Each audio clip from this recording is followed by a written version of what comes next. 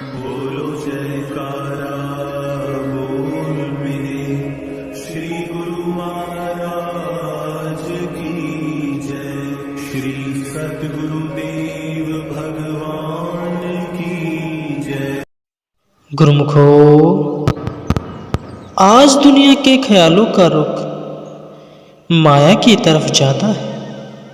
उनकी संगति भी ज्यादातर उसी किस्म की है और नतीजे के तौर पर कर्म भी आम तौर पर उसी किस्म के होते हैं, जिससे कि वे काल और माया के चक्र में ज्यादा फंसते जाते हैं। आम संसारी यही समझ रहे हैं कि दुनिया में यही कुछ करना है, अर्थात शरीर का व्यवहार करना, नफस का धंधा करना और दुनियावी मोह में जिंदगी गुजारना, वह धन दौलत जमा करना, यही गोया असली काम है। यही असली काम है। बड़े बड़े समझदार और अक्लमंद भी इसी चक्कर में पड़े हुए होते हैं। दुनियावी नजरों से चाहे वे बड़े ही क्यों न माने जाएं और चाहे बड़े ही धनवान, विद्वान और समझदार हों, परंतु सत्य शास्त्रों व सत्पुरुषों के विचार अनुसार जिनकी सुरती काम, क्रोध, लोभ, मोह और अहंकार से आजाद नहीं, और जो अपने जीवात्मा के कल्याण के कार्य को नहीं समझ सके, तो क्या बाकी सबको उनकी अनाधुंध पैरवी करनी चाहिए। जब बड़े आदमियों की ही समझ में यह नुक्ता नहीं आया कि दुनिया में क्या काम करना है, और अगर वे गलत रवि पे चल रहे हो, तो क्या उनकी पैरवी करनी ठीक है। गुरुमुखो, यह परमार्थ की परख और समझ अथवा सत्य वस्तु की प्राप्ति हर एक के भाग्य में नहीं होती, न ही हर एक की जमीर में यह बात बैठ सकती है। आमतौर पर बड़े समझदारों की भी सारी सूरत दुनियावी धंधे, शारीरिक व्यवहार और मान बढ़ाई, इज्जत व धन दौलत वगैरह में लगी हुई होती है। मगर इसका नतीजा क्या है? क्या इन चीज़ों में रूहानी सुख और शांति है, या क्या ये चीज़ें जीव से कभी वफा नहीं करती? यही असबाब जो अब प्यारे लगते हैं, अभी समय आने पर विरोधी भी हो जाते हैं। इसलिए इनमें स्थिरता नहीं है। ये असबाब एक रस रहने वाले नहीं हैं। जो इनसे दिल लगाकर इन्हें अपनाता है, वह जरूर सख्त धोखा खाता है। यह समझ आम जीवों को तो हो सकती नहीं, कोई विरले भाग्यवान ही इस रूहानी नुक्ते को समझ सकता है, क्योंकि ऊंचे दर्जे की समझ और कीमती चीज हमेशा दुनिया में कम पाई जाती है। भक्ति और परामर्श की समझ व कमाई ऊंचे दर्जे की कीमती चीज है। इसलिए यह भी दुनिया में हर जगह जगह होती है। मिसाल के तौर पर दुनिया में लोहा बहुत ज़्यादा है, क्योंकि सस्ती चीज़ है। इसके मुकाबले में सोना चांदी कम पाए जाते हैं, किंतु मूल्यों में महंगे हैं। इसी तरह सोने के मुकाबले में हीरे, लाल जवाहरात कम पाए जाते हैं, किंतु कीमत बेवफा और बहुत बेशुमार होती है।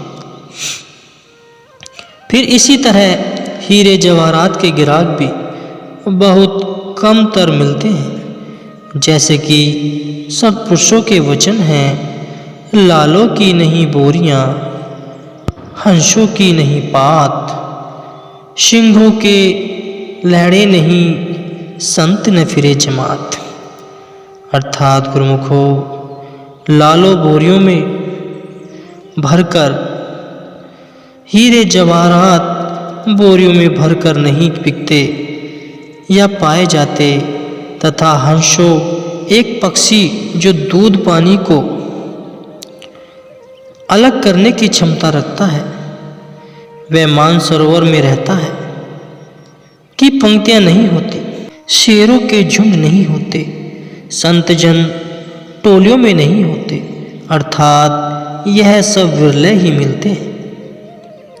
इसी प्रकार की भक्ति और परमार्थ के ग्राहक भी कम ही मिलते हैं, और यह भक्ति का सहयोग बिरले भाग्यवानों को बड़े ही उत्तम भाग्यों से मिलता है। गुरुमुखो, आम दुनिया कथनी करती है, मगर यह करनी और अमली कमाई का मार्ग है।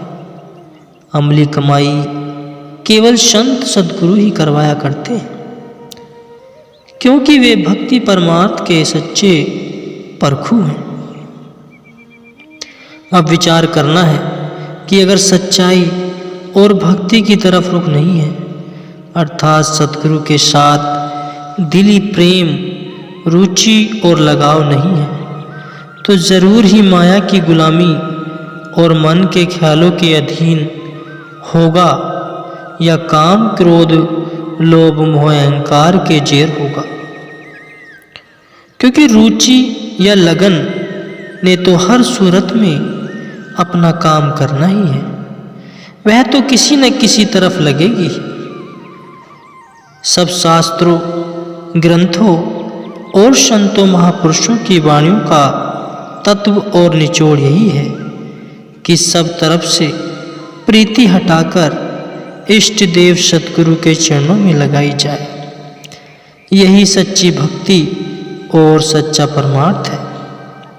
जिसकी दिली लगन तथा प्रेम सतगुरु की तरफ नहीं लगा, तो वह माया की ओर जरूर झुकेगा, जिससे 84 लाख नीच योनियों का मिशला जमा होगा। गौर से देखा जाए कि यह शरीर तो नाशवान है और अपनी वक्त पर खत्म हो जाएगा, मगर इसके साथ जो ख्यालात और संस्कार व लगाव लगे हुए हैं, ये तो शरीर के खत्म हो जाने पर रूह के साथ ही रहेंगे। इनसे तो कभी भी छुटकारा नहीं है, बल्कि यह तो जन्म जन्मांतर तक रूह को भटकाते रहने का कारण बने रहेंगे। इसलिए भक्ति का उत्तम सहयोग और सद्गुरु की सेवा का दुर्लभ अवसर जब भी हाथ आए, उसे गनीमत जानना चाहिए। ऐसे दुर्लभ अवसर को अपना सौभाग्य समझकर गफलत में नहीं गुजारना चाहिए। ऐसा मौका नसीब से मिलता है और इसे हाथों से न जाने देना चाहिए। अर्थात जब भी सद्गुरु से मेल हो, उनसे नाम शब्द की युक्ति प्राप्त करके उसकी कमाई में लग जाना चाहिए। अगर तेरी जिंदगी के 50 वर्ष तेरे हाथों से निकल गए, अर्थात यदि 50 वर्षों में तू रूहानी कमाई नहीं कर सका और वे व्यर्थ बीत गए, तो भी उनकी फिक्र मत कर, और बाकी के जो 5 दिन भी तेरे हाथों में है, इन्हीं को ही गनीमत जान और इसी थोड़े से समय में ही अपनी रूहानी कमाई का फ़ायदा हासिल कर ले। इस नुक्ते को हमेशा पल्ले बांध रखना चाहिए, क्योंकि गुरुमुख को अपनी सुरती काल व माया के पंजे से आज़ाद कराने के लिए कमर बांध कर तैयार रहना है। उसे भक्ति और परमार्थ की उत्तम कमाई करनी है, और उत्तम कमाई का यह संयोग बड़े ही भाग्य से हाथ लगता है गुरुमुख को। आम संसारी जीव तो माया की गुलामी में रहकर माया का ही रूप बन चुके हैं। उन्हें रूहानी आज़ादी का पता तक नहीं कि रूहानी आज़ादी क्या है और उसे किस तरह हासिल करना है। इसलिए वे माया का मुकाबला ही नहीं कर सकते और न ही उसमें माया का मुकाबला करने की कोई शक्ति है। परंतु गुरुमुख को तो अपनी सुरती को माया से आज़ाद कराना है। इसलिए वह सद्गुरु की सहायता से माया के मुकाबले पर तैयार रहता है।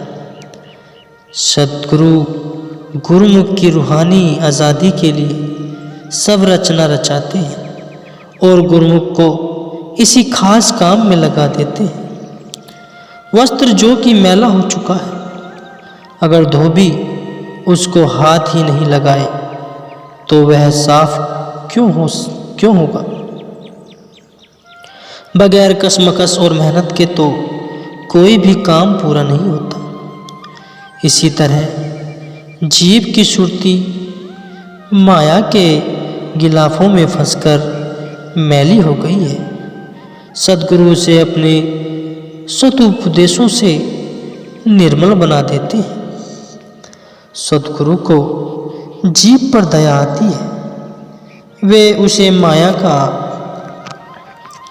कैदी या गुलाम बना देखकर दया करते हैं और इसी कैद व गुलामी से छुटकारा पाते हैं।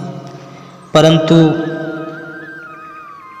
चूंकि कई जन्मों से जीव का स्वभाव माया में रच चुका है, इसलिए वह बार बार माया की ही तरफ झुकता है और सद्गुरु की मोच को उसका मन पूरी तरह कबूल नहीं करता। अगर सद्गुरु इसी हाल पर उसको छोड़ दे तो उसकी रूह का कुछ भी सुधार नहीं होता। गफलत में भारी रूहानी नुकसान है। इसलिए सद्गुरु झंझोड़ कर बार बार चिताते और समझाते हैं कि गुरुमुख का काम माया के मुकाबले में खड़ा होना है और इसी में ही उसका फायदा है। यही समय इसी काम के लिए मिला है और इस समय का पूरा लाभ हासिल करना है। गुरुमुख अपनी सुरती को बुराई और माया की तरफ जाने न दे। शरीर और नफस का जितना भी सुख है उसका नतीजा दुख ही है। ये जितने ऐश आराम या नफसानी लज्जतें हैं, इनमें गुप्त रूप से गम ही गम भरा हुआ है। गुरुमुख की चाल ढाल, ख्याल ख्वाहिश, रगबत लगन और बर्ताव संसारियों से बिल्कुल अलग है, क्योंकि गुरुमुख तो अपने काम में लगा हुआ है और संसारी माया व काल की बेगार में लगे हुए हैं। वे झूठी माया से प्यार करके और झूठे मोह में मुब्तिला होकर नीच योनियों को खरीदते हैं। उन्हें मालूम ही नहीं कि यही प्यार ही उनको नीच योनियों की कैद देने वाला है। सुरती का माया से आजाद होना ही सबसे बड़ा काम है। काम क्रोध रूपी दुश्मनों से मुकाबला करना है। माया तो कभी भी अपने काम से गाफिल नहीं है।